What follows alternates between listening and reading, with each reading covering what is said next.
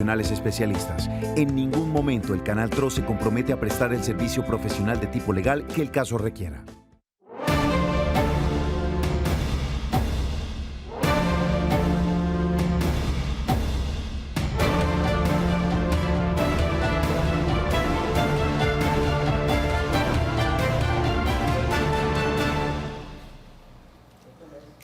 Hola, ¿qué tal? Un cordial saludo. Bienvenidos a Actúa en Derecho. Después de las noticias, iniciamos con el programa jurídico del Canal TRO, dedicado a ustedes, a la comunidad, en este espacio social que ha decidido crear precisamente nuestro canal para atender cada una de esas inquietudes donde ustedes seguramente requieren la ayuda, la asistencia de un especialista en derecho. A partir de este momento, los invitamos a que interactúen con nosotros a través de WhatsApp 310-245-8548. Nos pueden enviar un mensaje de texto, un mensaje en video o un mensaje en audio con la inquietud sobre la temática que vamos a estar trabajando el día de hoy. O si quieren, nos pueden llamar al 648-4820 a realizar sus consultas y de esa manera aprovechar el espacio de los profesionales del derecho que hoy hacen presencia en nuestro programa. Saludamos especialmente a todas las personas que se conectan a través de la señal abierta del Canal TRO, los diferentes cableoperadores donde nuestra señal llega y por supuesto quienes nos están sintonizando a través de Facebook Live. Hoy vamos a hablar de una temática bien interesante y es esa denegación de justicia, es el término que se utiliza y es bueno, como esa falta de acción y qué es lo que sucede en algunos casos y por qué es que queda uno con ese sinsabor frente a algunas situaciones en las que esperaría uno la justicia actuara de forma más rápida, de pronto más efectiva. Pues hoy tenemos a un especialista y por supuesto a nuestra abogada titular quien va a estar analizando esta situación que se presenta en nuestra Colombia. Abogada, buenas tardes. Buenas tardes, John. Buenas tardes a nuestro invitado. Buenas tardes a todos nuestros televidentes. Esta tarde vamos a tocar una temática que a veces resulta bastante ingrata. El derecho a veces es insuficiente, las herramientas jurídicas a veces no funcionan o no alcanzan, no tienen el alcance que quisiéramos, que la comunidad quisiera. A veces el derecho se ve impotente ante la vida, ante la realidad y ante algunos hechos que resultan bastante dolorosos. Abogada, pues, y televidentes, a propósito del tema, hoy hemos invitado a un abogado que ya es de la casa, José Luis Duarte, quien está con nosotros. Él es un especialista en todo este tema penal. Dentro de tantos otros reconocimientos y estudios que tiene, será el encargado de precisamente darnos esa guía, darnos esa luz, y ustedes tienen la oportunidad de preguntar acerca de diferentes situaciones para saber el por qué la demora, el por qué la tardanza a veces en la resolución de estas situaciones. Abogado, bienvenido. Muchas gracias, John. Buenas tardes, doctora. Muy agradecido de estar aquí en su programa y dispuesto a resolver las inquietudes que se planteen. Igualmente, cuando lo necesiten, aquí estaré pendiente de acudir a la cita del programa. Bueno, una hora, abogado, en la que va a tener usted que atender a nuestros televidentes. Usted dispone ese tiempo para ello, ¿no? Claro, por supuesto que sí. Bueno, muy bien. Vamos a iniciar, abogados, entonces, con lo relacionado con denegación de justicia. Abogado, ¿esto qué quiere decir? ¿Esto cuándo se presenta? Demos un contexto, digamos que muy para la gente, para que entiendan esto a qué se refiere. Sí, mira, la denegación de justicia no solamente podemos nosotros enmarcarla dentro del ámbito penal. El usuario de la justicia requiere en muchas ocasiones que sean los jueces, que sean los inspectores, que sean aquellas personas encargadas de administrar justicia y de procurar el derecho, que se pronuncien en debida forma. En lo particular, pues, es el área penal el que yo manejo, e indudablemente se han visto aquellas situaciones en donde la carga estructural y la demanda de justicia en el país es muy pesada para lo que pueda soportar, en este caso, el ente investigador que es la Fiscalía General de la Nación. Pero en otros eventos, y es lo que me convoca explícitamente a este programa, vemos que la inercia es producto a veces del desconocimiento, a veces de la desidia, la paquidermia de los funcionarios judiciales encargados de dar o de procurar el adelantamiento de ese tipo de actuaciones. Bueno, bien importante conocer esto. Abogada, su visión frente a este tema. Pues concuerdo con el abogado, a veces no es el sistema en sí, a veces son los operadores judiciales que, como decía el doctor, no tienen el suficiente conocimiento o a veces actúan de manera lenta, paquidérmica, porque hay servidores públicos que realmente no sirven, no hacen honor al nombre que llevan de servidores públicos. Bueno, pues vamos a estar analizando precisamente esta temática y vamos a darle paso a nuestros televidentes para que empiecen a hacer sus preguntas sobre sus situaciones y aprovechar para que los especialistas los orienten. Muy buenas tardes, Margie, ¿cómo le va? ¿En qué le podemos ayudar? Hola, buenas tardes. Hola Margie, cuéntenos, ¿cuál es su inquietud? Pues bueno, lo que pasa es que quisiera realizarle una consulta al abogado. Por favor.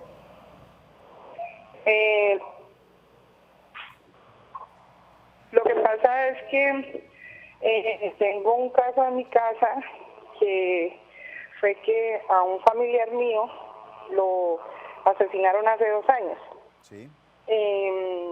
Según lo que dice la fiscalía, es que porque el testigo de ese hecho es un familiar de, puede decirse, 4ª generación, porque es un hermano de el supuesto asesino, Sí. de la mujer del supuesto asesino, perdón, pero ellos realmente ya no están hace mucho tiempo. Entonces, ¿cómo podemos nosotros hacer para que realmente le den celeridad a ese caso? Porque el asesino vive muy cerca de nosotros. Y la verdad es que la fiscalía no apoya nada, porque si ese señor no habla, pues no podemos hacer nada. Quisiera saber qué pudiéramos hacer. Margie, Con respecto a eso. Gracias. Margie, muchas gracias por haberse comunicado con nosotros. Abogado, en estas situaciones donde hay de por medio un asesinato, hay una presunta persona a la que es señalada de ser el autor de estos hechos, la Fiscalía ya tiene el conocimiento. Esto se presenta mucho, son de estas situaciones que se registran mucho dentro de los temas penales y vemos que no hay una celeridad en identificar el responsable y la condena correspondiente. Sí, mira, conforme lo plantea la televidente, aquí hay 2 derechos en tensión. El uno es el interés general, radicado en el hecho de que a la Fiscalía General de la Nación le compete el ejercicio de la acción penal y, por supuesto, la investigación de todos aquellos hechos que revistan naturaleza de delito. Es una obligación para la Fiscalía de realizar ese tipo de pesquisas. La televidente alude que, al parecer, existe un testigo único. Sí. ¿Sí? Empero, respecto al testigo, existe una vinculación familiar con el presunto victimario. Entonces ahí opera, como yo lo mencionaba, una tensión de derechos, el interés general con la excepción constitucional del deber de declarar. Toda persona en Colombia está obligada a declarar ante una autoridad competente, y máxime si es si estamos hablando de un hecho delictivo de esta naturaleza. Pero existen una excepción constitucional, y es el derecho a no declarar cuando hay unos lazos de parentesco existentes entre el testigo y, en este caso, el supuesto victimario. Al parecer, esa es la razón por la cual la Fiscalía en este momento, si no tiene otra evidencia, si no ese testigo, y sobre él opera la excepción constitucional de no declarar contra sí mismo, contra unos parientes dentro del 4º grado de consanguinidad, el segundo de afinidad, primero civil o de adopción. Si está dentro de ese rango, esa persona no puede ser, desafortunadamente, obligada a declarar, y le compete entonces a la Fiscalía realizar otro tipo de indagaciones y de pesquisas tendientes al esclarecimiento de esos hechos. Doc, esto es muy común, pero ¿sí realmente puede la Fiscalía obligar a un testigo a declarar? Si opera la excepción constitucional, si está dentro del rango de aquel parentesco que la propia Constitución le permite al declarante abstenerse de declarar o de incriminar a una persona que participó en un hecho delictivo. La Fiscalía no puede obligarlo a declarar, a no ser que esa persona que se abstiene de declarar esté comprometida en el hecho delictivo que está investigado por la Fiscalía. Mire, en este tipo de temas, abogados, teníamos o registrábamos hoy un caso a través del sistema informativo del canal TRO en Oriente Noticias, donde en el municipio de Piedecuesta nos reportaban un caso que fue comentado por la comisaria de ese municipio, donde 4 menores eran abusadas sexualmente por su padre. Esto ya lo ha certificado de alguna manera o se ha comprobado a través de medicina legal y las investigaciones que hicieron luego de las charlas que se dieron con las menores. Y pues causa curiosidad que a pesar del hecho no existe en este momento una persona capturada, a pesar de que está la declaración de las niñas del examen de medicina legal y la declaración incluso de la madre que conocía de este hecho aproximadamente hace unos 2 años y manifestó: yo sí conocía que esto estaba pasando, pero estaba amedrentada porque él me amenazaba y posiblemente nos quitaba todo el recurso económico. Esto fue en una zona rural, en el barrio en Gran Colombia, en Guatiguará Alto, donde se está presentando una noticia que tiene consternado pues, a todo Santander. ¿Por qué no se tiene en este momento un capturado? Sí, mira, el proceso penal como tal tiene sus propios estancos, tiene sus propios tiempos, sus propios ritmos. ¿Sí? Es evidente que aquí estamos hablando de hechos de grave entidad y muy probablemente el abusador forma parte del contexto familiar de los abusados. Es un hecho de normal, o desafortunadamente, de normal ocurrencia, como lo es también que en aquellas familias disfuncionales en donde hay un pater de familia, que es el que provee el sustento económico de su prole, de su familia, pues tienda a realizar este tipo de acciones. Pero decía yo que los procesos tienen su propia dinámica.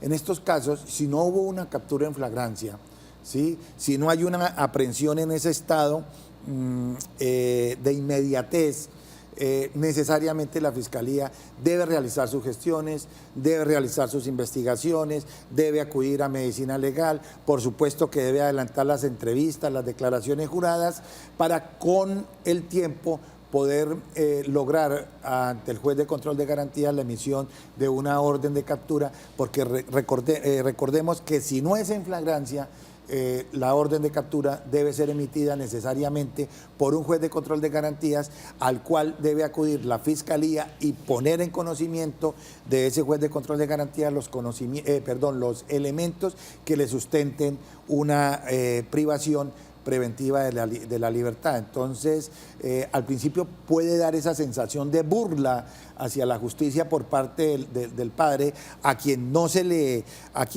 retiene para efectos del averiguatorio, pero como le digo, los tiempos y los ritmos de los procesos, en este caso, al no mediar flagrancia, debe solicitarle la captura ante el juez de control de garantías. Muy bien. Aunado esto, pues a que nuestro sistema penal es un sistema garantista, es un sistema que protege el debido proceso, protege los derechos, así sea un implicado, así sea una persona que esté acusada, hay que protegerle sus derechos también. Aquí la emoción no cuenta, ¿no? No.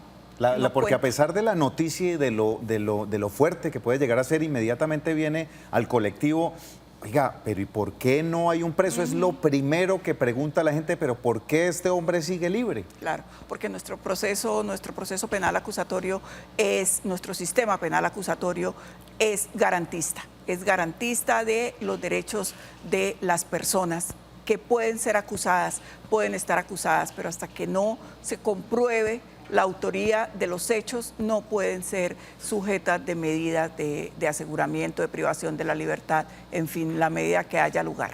Muy bien, vamos a atender otra llamada que tenemos a esta hora, el señor Gilberto. ¿Cómo le va? Muy buenas tardes, ¿cómo le podemos ayudar? Muchísimas gracias. Primeramente felicitarlo por su programa, porque esto es de mucha importancia para nosotros, de las personas de escasos recursos económicos.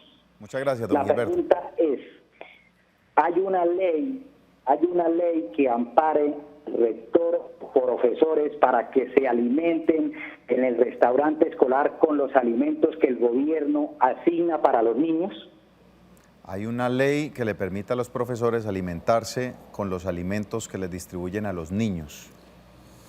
Pues a ver, es un tema en principio ajeno a la dinámica que yo manejo lo que es el derecho penal, pero sí conozco algo y tiene que ver con ese plan de alimentación escolar que opera en las entidades territoriales. Básicamente, el destinatario de ese recurso, diría yo, que es el alumno. Y eso en el contrato, eso tiene que mediar un contrato de prestación de servicios, y en el contrato debe quedar establecidas esas cláusulas.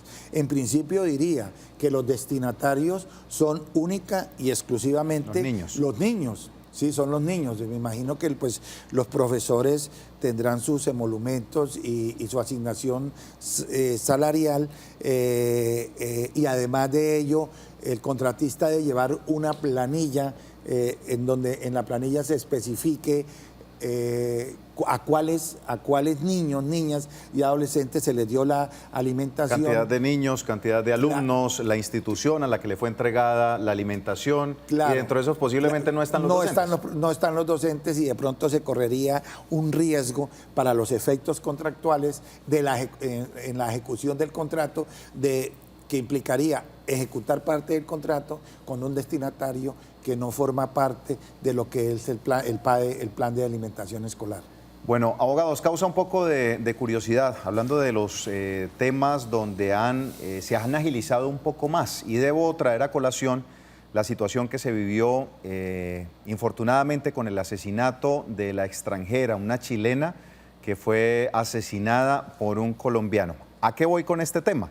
A que la celeridad en el proceso, en la investigación, para que finalmente se diera con la captura del presunto asesino de la mujer chilena, se dio de una forma mucho más eficiente que en otros casos con desapariciones muy similares. Y puedo mencionar el caso de una joven que desapareció hace aproximadamente un año largo en el municipio de Lebrija.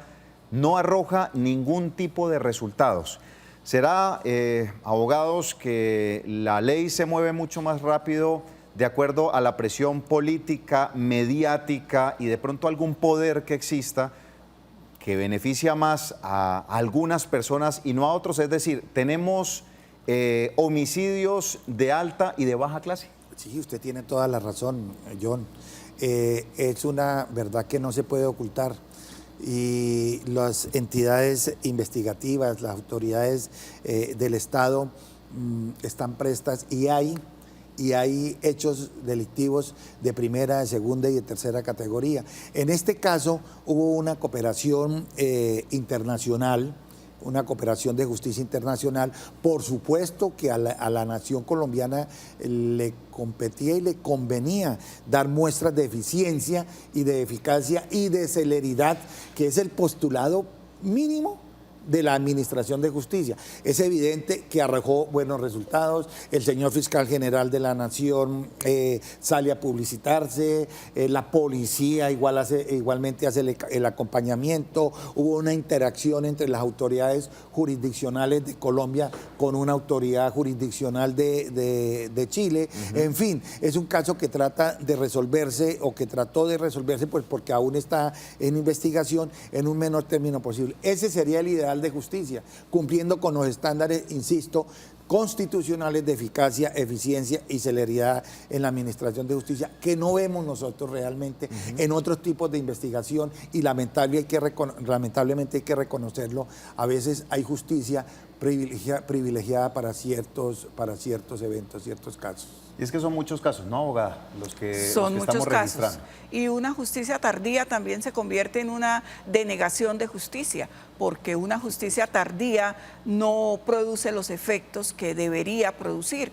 Pero ahí también en esos casos cuenta mucho el tema de los medios de comunicación. Sí. Y los medios de comunicación tenemos o tienen un papel muy importante, y es ese, ejercer cierto tipo de presión mediática. En algunas oportunidades funciona, en otros no, pero es deber de los medios ejercer esa presión mediática.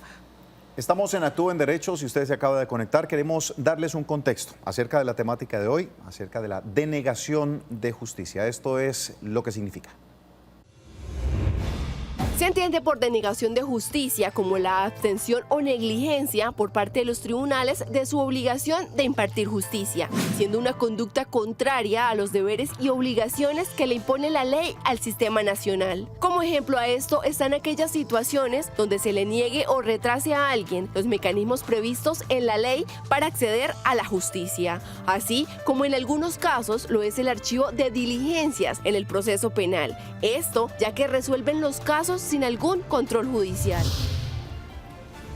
Bueno, abogado, esto es denegación de justicia. A propósito, ¿usted está trabajando o tiene un caso para mencionar con respecto a esta situación? Sí, mira, Johnny, doctora Marlene, a la oficina de abogados a la cual represento, llega una usuaria haciendo un planteamiento, un requerimiento de asistencia, que normalmente no es lo que nosotros manejamos en el bufete de abogados, pero que sí nos llamó muchísimo la atención, y esto tiene que ver con unos hechos de violencia contra la mujer, de violencia de género, y muy probablemente estamos a puertas de un feminicidio, y por ello nosotros nos dimos a la tarea de asesorar y de representar a la víctima en este tipo de situaciones. Es una violencia cíclica que su evolución viene de años atrás, de año 2011, y aún se ha perpetuado. Para noviembre del 2018, la pareja estaba separada, pero no distanciada. ¿Sí? Estaba separada, pero el señor visitaba en su residencia, frecuentaba a su hijo, frecuentaba a la señora, y para noviembre del 2018 la señora decide entablar darse una oportunidad, una nueva relación amorosa con una persona, y esto motivó a que el esposo, con quien todavía tiene un vínculo matrimonial vigente, se volviera un energúmeno, y ha vuelto a los hechos, a repetir los hechos de violencia doméstica de años atrás. Sí. Existe referentes, existe antecedentes, existe noticias criminales ante la Fiscalía, existe la intervención de la Comisaría de Familia dando protección definitiva hacia la víctima, y protección provisional en cuanto que, dada la gravedad de los hechos,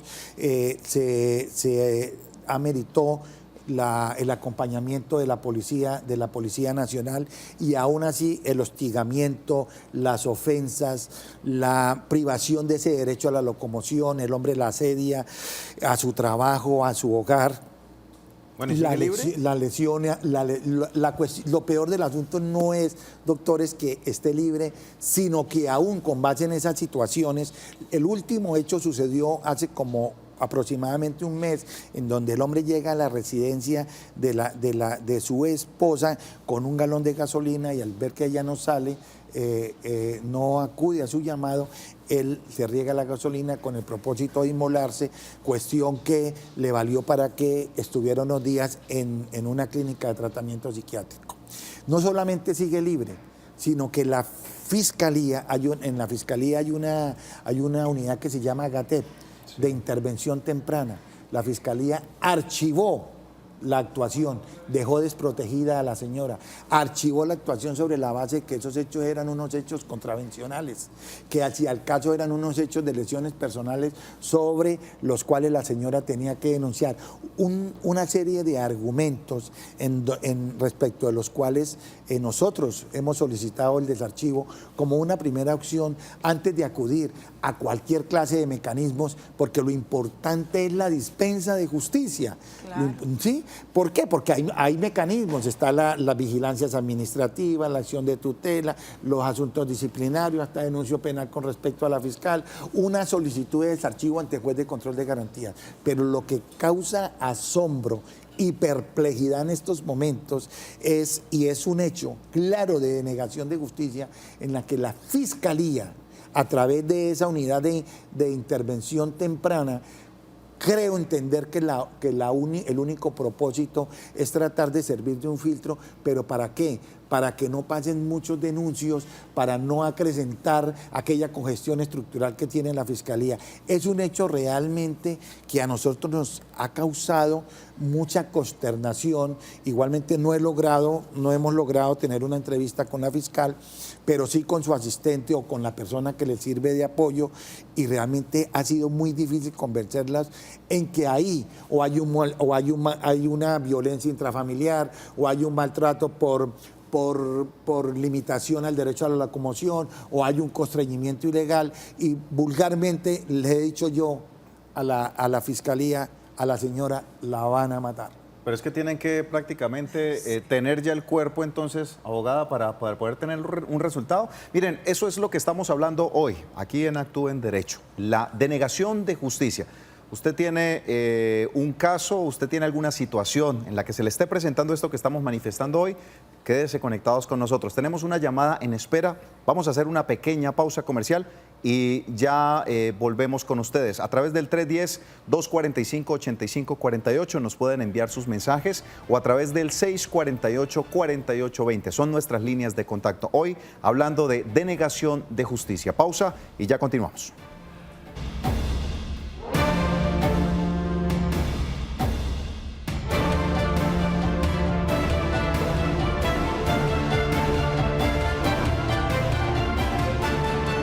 Continuamos en Actúe en Derecho, gracias por seguir en sintonía. Atendemos a doña Luz Helena, que se comunica con nosotros al 648-4820. Luz Helena, ¿cómo le va? Buenas tardes. Buenas tardes, doctor. ¿Cuál es su inquietud? Doctor, la inquietud es, yo hace 4 años tenía una condena. Sí.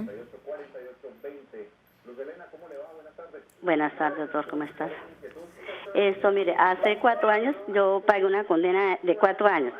Y supuestamente ya hace 1 año que la pagué, pero siempre que hay una como dicen, de chobatías y eso, piden la cédula y ya hay una esqueo. Entonces yo me pregunto por qué, si ya hace 1 año prácticamente que ya pagué esa condena. No le entendí. Cuando le piden la cédula, ¿qué es lo que sucede? Que siempre quedo detenida por ese problema de la condena que yo tenía por 4 años. Ah, ok. ¿Y aparece con algún señalamiento por parte de las autoridades? Pues sí, porque supuestamente que siempre. ¿Y usted ya pagó su condena? Bueno, parece que sí. La señora Luz Helena ya pagó la condena, abogado. Ella está manifestando pues que por qué sigue como apareciendo, entiendo yo, reseñada cada vez que le piden la documentación por esta situación, si ella ya fue condenada y ya pagó.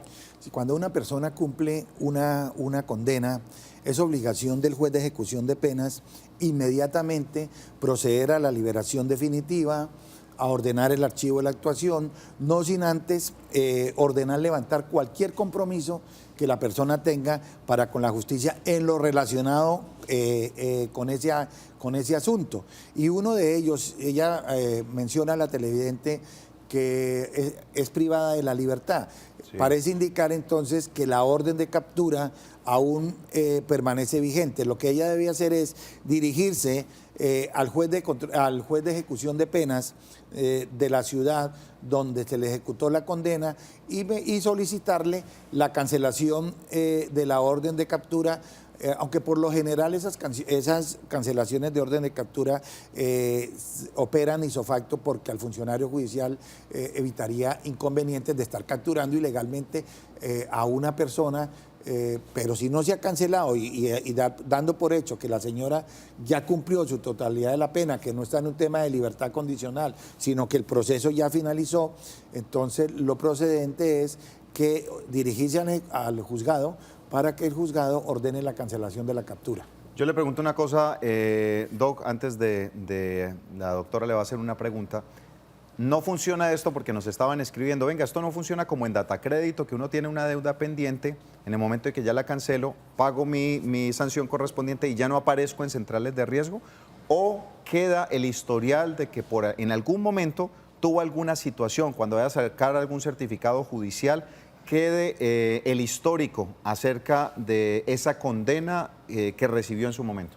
Cuando la condena se paga, ese histórico debe desaparecer. Y funciona más o menos como usted lo trae a colación. Es decir, si una persona requiere de una certificación judicial que se puede sacar por internet, solamente debe aparecer las anotaciones que tiene vigente. Las anotaciones que ya sobre las cuales... De investigaciones, comportamientos que lo estén señalando, pero lo que ya haya sido pagado... No tiene por qué aparecer. Inmediatamente tiene que ser cancelada y la orden la tiene que dar la autoridad judicial y levantarse cualquier registro. Pero si le entiendo bien, abogado, aquí lo que está vigente aún es la orden de captura porque la capturan. Sí, parece, dando por sentado que la señora tiene razón en su argumento, entonces todo parece indicar que cumplió la condena y por parte del juzgado no le levantaron la orden de captura, y es un procedimiento obligatorio que debe hacer el juez, que debió haberse ocurrido en el momento en que se concede la liberación definitiva. Entonces, si ese estado de cosas persiste, la usuaria debe acudir a ejecución de penas para que sea el juez el que ordene el levantamiento de la orden de captura y borrar los registros que aparecen en los registros criminales que aparecen en la SIJIN o en el CTI. Doc, volviendo al tema de las mujeres, es reiterada la queja de las mujeres que van a la comisaría, que van a la fiscalía, que denuncian, que les dan unas medidas de protección, pero que en realidad no las protegen de nada, ¿cierto? Y que después son víctimas y resultan muertas. Entonces, se está, además de denegando justicia, ¿cierto? Se está, digamos, como ayudando a que el agresor cometa lo que al fin va a cometer, el delito que al fin va a cometer, porque no hay medidas efectivas para proteger la vida de una mujer. Usted tiene toda la razón, doctora Marlene. Y yo recuerdo que he sido invitado a varios programas y hemos tratado mucho el tema de la violencia de género y de la violencia intrafamiliar, y hemos sido inquisitivos y a veces hemos tratado de buscar la culpa de este tipo de situaciones en la propia víctima. Y hemos dicho, mire, las medidas de protección las hay, son 1000. Las puede dar la comisaría de familia, las puede dar la defensoría, las puede dar la fiscalía a través de restablecimiento de derechos, pero es que son las víctimas las que no acuden por temor, por una o por otra razón. Entonces muchas veces nosotros aquí, y el suscrito motivaba a aquellas personas para que denunciaran, penalmente pusieran en conocimiento de las autoridades estos hechos. El caso que yo traigo a colación, ojalá sea la excepción, sí. Y es un caso en donde hay claramente una denegación de justicia, en donde la comisaría de familia le impone al agresor 2 medidas de carácter definitivo, es decir, alejarse de la víctima, pero hay una provisional que es el acompañamiento de la policía, y es la comisaría de familia la que directamente envía el oficio a la fiscalía para tenerlo como noticia criminal, para que la fiscalía investigara esos hechos respecto de los cuales la comisaría de familia había considerado tan graves que ameritaba la protección de la policía, tanto en la residencia como en el trabajo de la señora. Y la fiscalía no lo toma en cuenta. Lo fulminó con un archivo. Ajá. Y ni siquiera el fiscal radicado, no, el fiscal de la unidad de investigación se llama de alertas tempranas. Es decir, por lo menos por lo menos remítale la actuación a un fiscal para que sea el fiscal radicado el que a través de un programa metodológico dé unas órdenes a Policía Judicial a efecto de constatar si lo que dice la Comisaría de Familia o lo que dice esta señora, que ni siquiera fue oída por la Fiscalía, tiene la razón. Por eso yo he acudido a la misma Fiscalía y les dije, es que estoy agotando conductos regulares, no quería acudir a otro tipo de acciones, pero le dije, pero el sujeto la va a matar. Y lo último que hizo fue regarse gasolina. Si no se considera esto, la remisión de la Comisaría de Familia a la Fiscalía como una alerta temprana, entonces, ¿qué es una alerta temprana? Para la señora de apoyo de la Fiscalía no. Es más, me dijo en su oportunidad que ese era una medida provisional que la comisaría le otorgaba por lo general a todos, pero que este caso era muy sencillo, que era un asunto de carácter contravencional. Lo que sí no sabe en este momento la señora fiscal es que este señor estuvo recluido en un sanatorio porque le iba a prender candela a la señora y como no salió, se iba a prender candela. Pero es que hay argumentos incluso en los que hemos denunciado con situaciones de violación a mujeres donde terminan diciendo no, pero es que ella iba con una minifalda muy corta. Entonces casi que propició la violación. O sea, ¿dónde cabe, en qué cabeza cabe que una mujer no pueda utilizar una vestimenta porque está provocando a un violador que anda suelto y por culpa de ella es que el violador actuó? Realmente hay fallas en el sistema investigativo colombiano, que uno muchas veces, yo pertenecía a esa institución durante muchos años y la defendía y la defiendo aún, porque sé que estos hechos que estamos poniendo de presente ante la comunidad y ante la comunidad bumanguesa ahora sean conocidas por el señor director seccional de Fiscalías y hagan un acto de contrición y vean que ese tema de las alertas tempranas, además que son oficinas sumamente odiosas en donde al usuario de a pie no se le atiende conforme y debe ser conforme a su dignidad. Claro. ¿Sí? Si eso ocurre con un profesional del derecho como me ha ocurrido a mí, en donde interactué con la señora funcionaria de apoyo para que desistiera yo de mi petición de desarchivo, ¿cómo será con un campesino, con una persona, con un iletrado? No, les dicen eso no hay nada que hacer, vaya y pues trate de solucionar eso, por supuesto. Razón tenía el dicho de los abuelos de que la justicia es para los de Ruana. Tal cual. Mire, tenemos una inquietud que nos envían a través de WhatsApp, una inquietud de audio. Escuchemos lo que nos dicen los televidentes. Buenas tardes. Para hacer una pregunta, por favor, al abogado. Mire, yo en el 2015 tuve un accidente de tránsito. El dueño del carro era una señora, pero pues no se supo quién iba manejando el carro. Esa demanda llegó a la fiscalía porque el hombre como dio en la huida, pero él guardó el carro en un parqueadero y se fugó, pero la señora es la que parecía dueña del carro. Entonces hace como 3 meses me llamó el fiscal y me dijo que el caso lo iban a archivar por falta de pruebas. Pero entonces a mí nadie me respondió, nadie me ha dicho nada ni me ha respondido por el caso mío. Entonces yo necesito saber qué debo hacer. Me han dicho que yo puedo demandar a la fiscalía para que ellos, ¿cómo así que me iban a archivar el caso sabiendo que ellos sabían que la señora era la dueña del carro y que ella es la que tiene que responder, pero ninguno responde? Y yo estoy incapacitada desde el 2015, de eso hace que yo no puedo laborar. Abogado, mire, este tipo de situaciones que nos comenta la televidente parecen como irónicos, que usted tenga que demandar a la fiscalía o tratar de imponer algún tipo de medida para exigir que se busquen los responsables frente a alguna situación, si en teoría están ellos para hacer lo que corresponde en cuanto a la investigación. En este caso, nuestra televidente, ¿qué puede hacer?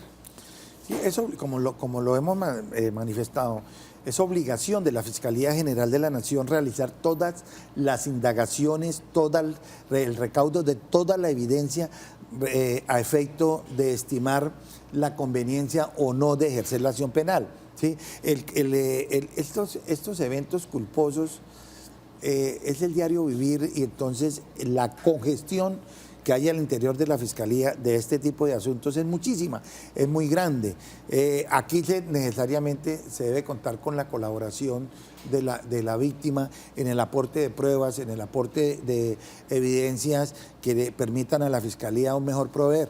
Ella hace una alusión y manifiesta que una señora era la propietaria del carro. No sé si ella era la que iba conduciendo. No, parece que ella no era ahí está el tema, que la señora, la propietaria no era la que iba conduciendo. Que ella no era la que iba conduciendo. Entonces, ella perfectamente puede iniciar un proceso civil de responsabilidad civil extracontractual consecuencia del accidente. Paralelo, lo puede hacer paralelo al caso penal sobre el entendido de que aquella persona, aquel tercero, en este caso la señora, es propietaria del vehículo y el vehículo es el objeto con el cual se produjo el accidente. Entonces tendría como alternativa acudir ella a la jurisdicción civil y mientras tanto la penal decida.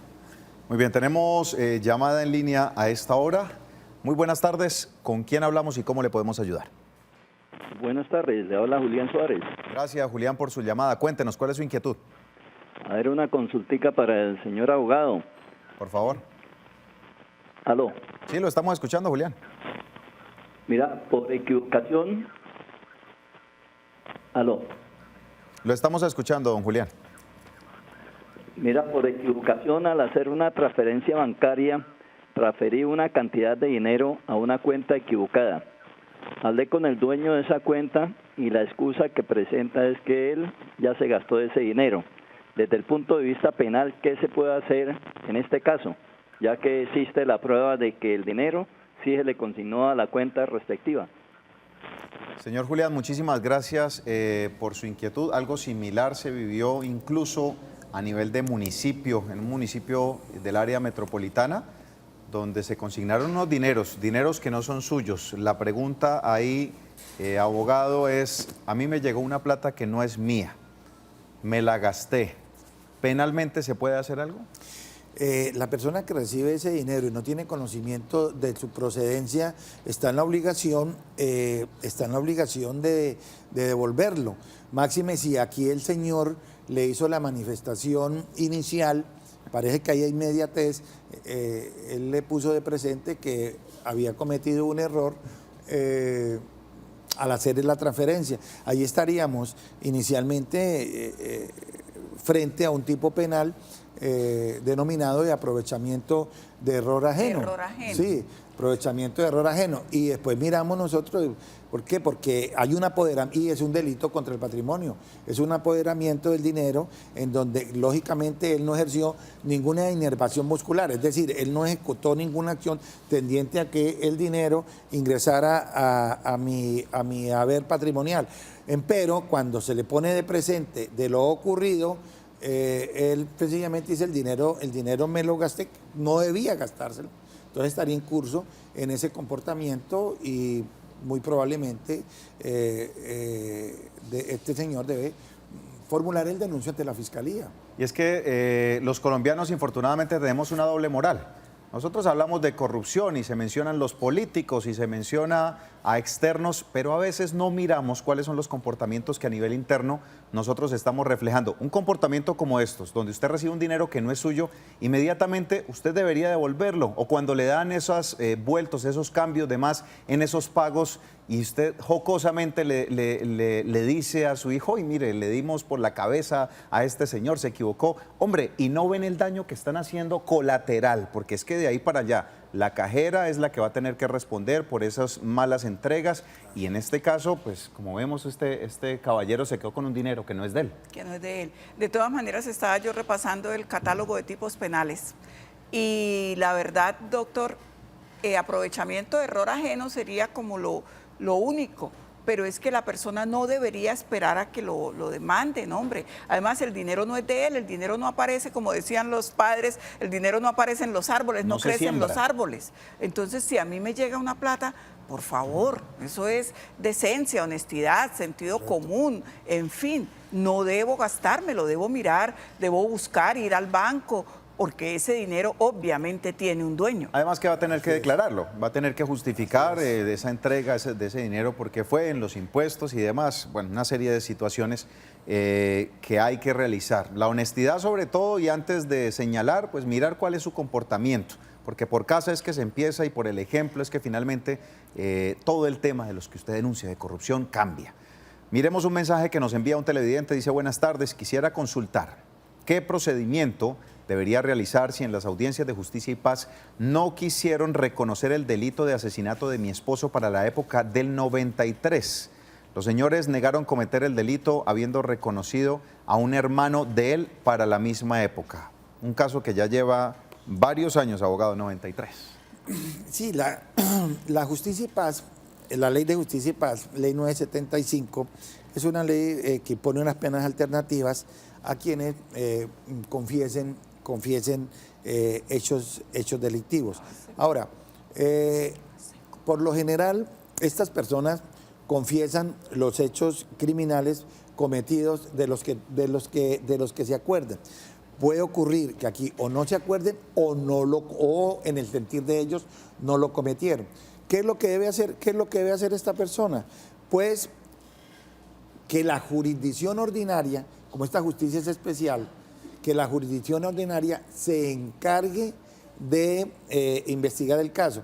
Es más, por la época de los hechos, creo que ese homicidio tiene que tener algún radicado, debe haber algún tipo de... ¿Eso prescribe? Sí, claro, están sujetos a la prescripción. La prescripción en Colombia, la máxima, creo que en este momento era de 20 años, creo que subió a 30 años.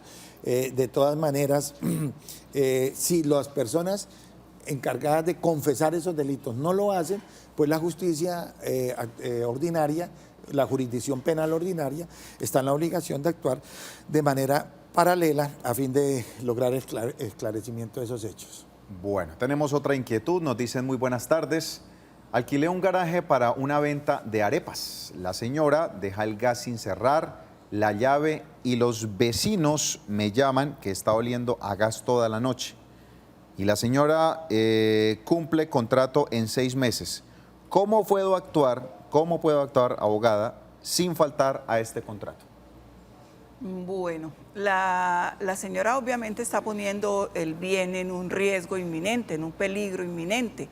Entonces, la señora, creería yo, debe primero pues hablar con ella, acercarse con ella, ponerle las cosas de presente, y si no, debe acudir a la policía, debe acudir a la inspección de policía y puede interponer la acción. Esto también podría considerarse una perturbación a la posesión, a la sana convivencia, porque si llega a haber algún problema, la señora tiene que responder. Y hay un tema que prima en cuanto a las emergencias o todo lo que tiene que ver con fugas, en especial de gas, que pueden terminar en grandes tragedias.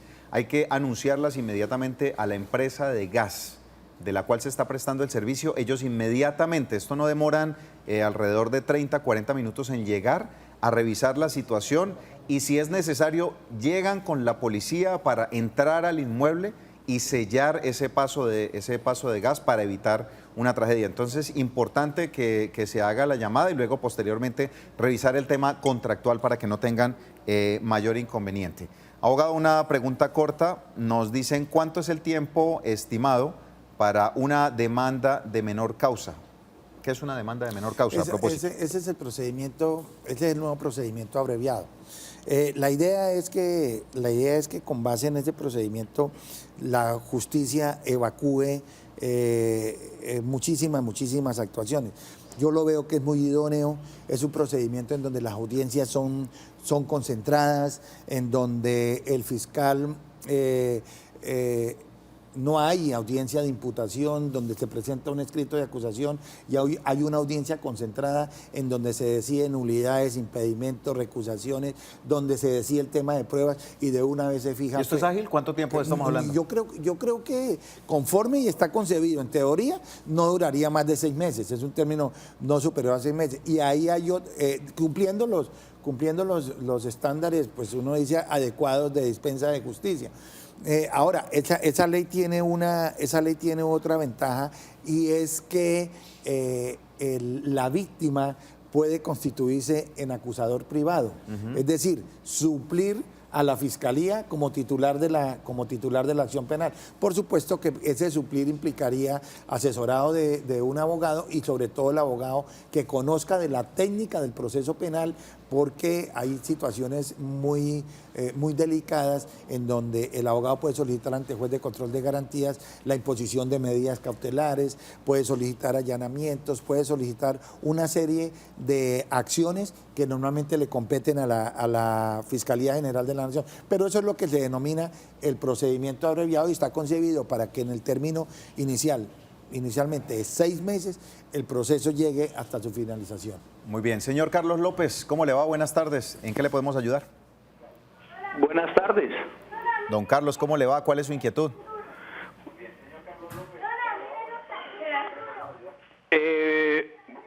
Quería preguntarle, buenas tardes, la inquietud mía es, ¿quién rige a los abogados y más a los abogados corruptos como Sergio Augusto Ramírez Mantilla, que es un abogado penal que es corrupto y nadie lo controla? ¿Quién les rige o quién los puede meter en cintura para que esos los sancionen? Bueno, muchas gracias a don Carlos. Situaciones, abogados, de inconformidad con algunos profesionales del derecho. ¿Ante quién se deben interponer estas denuncias de inconformidad? ¿Con algún abogado o con algún precisamente miembro de la rama judicial? ¿Ante quién se debe hacer? ¿Cómo se debe denunciar? ¿Cuál es el proceso? Es una queja común y corriente. El juez natural de los funcionarios judiciales y de los abogados es la sala disciplinaria del Consejo, en este caso, en primera instancia, el Consejo Seccional de la Judicatura. Si es de Santander, el Consejo Seccional de la Judicatura de Santander. Allí se eleva la correspondiente queja con los argumentos y las pruebas que tienda el quejoso a hacer valer a su favor. Y ahí se inicia un procedimiento, es un procedimiento también de naturaleza sancionatoria. Entonces, por supuesto que opera el debido proceso, la presunción de inocencia, todas las garantías, pero al igual existe un juez natural y en este caso son los magistrados de la sala disciplinaria del Consejo Seccional de la Judicatura. Bueno, sí, importante, porque a los abogados y a todas las personas correspondientes a esta rama no quiere decir que estén exentos de alguna investigación. Si usted tiene alguna situación, pues lo que recomienda el abogado es lo que se debe hacer. Hacemos una pausa comercial y al regreso continuamos en Actúe en Derecho.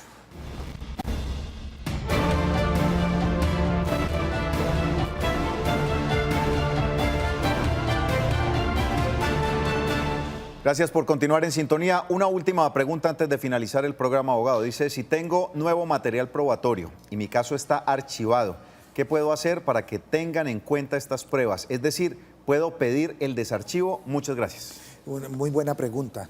La ejecutoria de los archivos es de carácter formal, es decir, que en cualquier momento la actuación puede reabrirse, puede reiniciarse la investigación. Si el fiscal no quiere o no toma en cuenta las nuevas evidencias, perfectamente se puede acudir ante juez de control de garantías para que sea ese funcionario el que decrete el desarchivo. Para que finalmente puedan continuar la investigación. Claro, por supuesto. Bueno, ya en la parte final, abogada, debemos seguir creyendo, porque es que esa es la sensación que a veces queda en el común, en la justicia, para que se ejecuten y se logre condenar a los responsables frente a crímenes.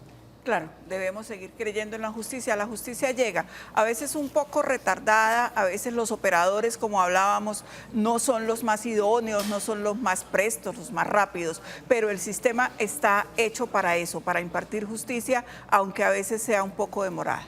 Bueno, abogados, gracias por estar con nosotros y haber dispuesto su tiempo. A ustedes por estar en sintonía, gracias a ustedes. Es que finalmente este programa tiene sentido. Los invitamos a que se queden con la buena programación del Canal TRO y nos vemos mañana, 2 en punto de la tarde aquí en Actúe en Derecho. Bendiciones, feliz tarde.